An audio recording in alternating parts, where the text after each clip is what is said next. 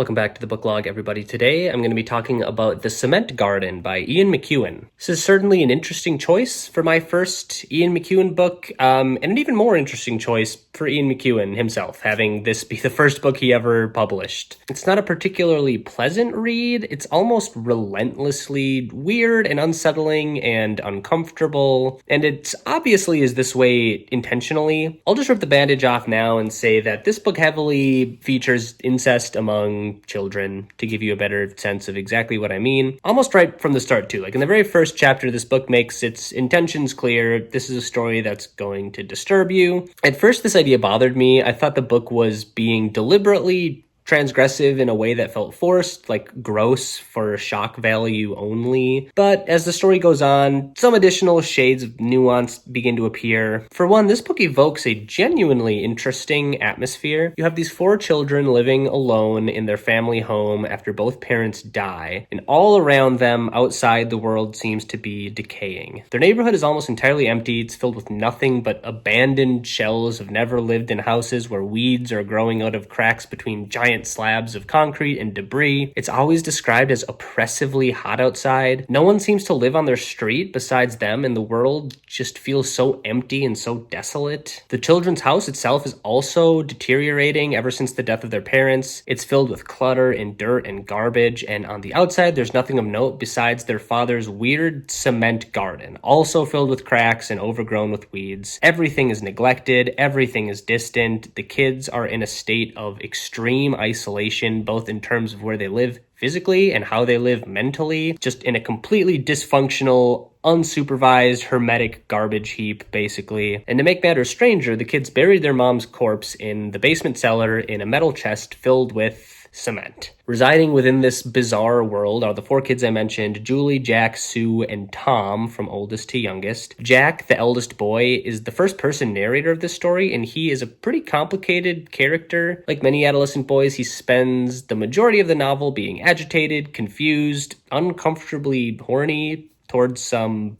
inappropriately familial people. As the narrator, his perspective contributes to the sort of detached, numb feeling that permeates a lot of the story because that's the way he feels emotionally. Sometimes he acts like a passive observer, just watching his life deteriorate around him, but sometimes he's a more active participant in the family's disturbing dynamic. Julie is the eldest daughter, and she's also somewhat of an enigmatic figure. Once both parents are dead, she transforms into the de facto caretaker of the family because she's the oldest. And while she's the most mature of them on the surface, she's still complicit in the family's unraveling by also leaving the house in disarray. And again, the whole incest thing, which is primarily between her and Jack. The younger 2 siblings, Sue and Tom, are a bit less consequential as characters, but because they're so young and have such little agency, they really highlight the creepy, repulsive things that are happening around them. The 4 of them together have a relationship that is many shades too interdependent and unhealthy, and their whole dynamic is the center of what makes this book so effectively troubling. Plot-wise, there's not much that happens in this book. It's more of a slow, simmering descent into morally ambiguous family dysfunction. Without any parental authority, the siblings just psychologically unravel inside this dilapidated house in the middle of an empty, decaying neighborhood. The tension doesn't come from any sort of action, but instead from the claustrophobic atmosphere. The lack of plot actually makes this book feel almost voyeuristic in a way, like you're peering in on some bizarre Lord of the Flies experiment rather than following a narrative arc. There's a couple other random characters, like Julie briefly has a boyfriend named Derek, who's a professional snooker player, which I learned is just British billiards, essentially, and there's like a super random chapter where he brings Jack along with him to a dingy pool hall, which I thought was kind of funny and weird, but this book is generally more focused, I think, on ambiance, on atmosphere. I usually don't spend a lot of time in my reviews discussing the symbology of things because it's just so subjective, but I do want to touch on the role of cement in this book, as silly as that sounds. It's just so prevalent in the story and such a heavily used descriptive element, not to mention the name of the book itself, that I frequently found myself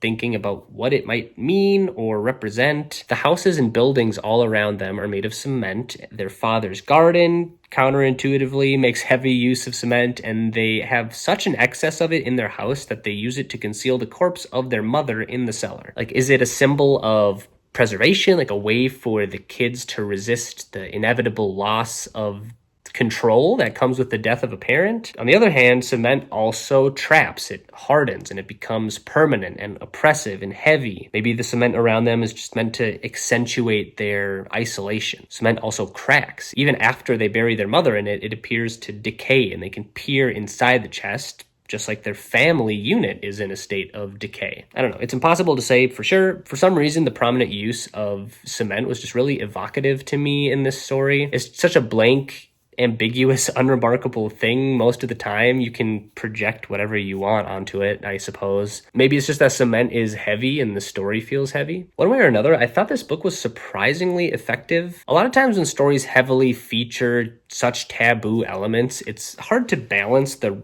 revulsion you feel with an appreciation of the story on its own terms, but I had an unexpectedly easy time of it. It's supposed to make you feel bad and weird and uncomfortable, and it does certainly do those things, but it just felt very purposeful in this book rather than gratuitous. It's like precisely designed to elicit a sense of unsettlement, and it accomplishes that aim perfectly. It's just like the kind of story that sticks with you whether you want it to or not. So I have to respect it on its own terms. I'm going to give this story an 8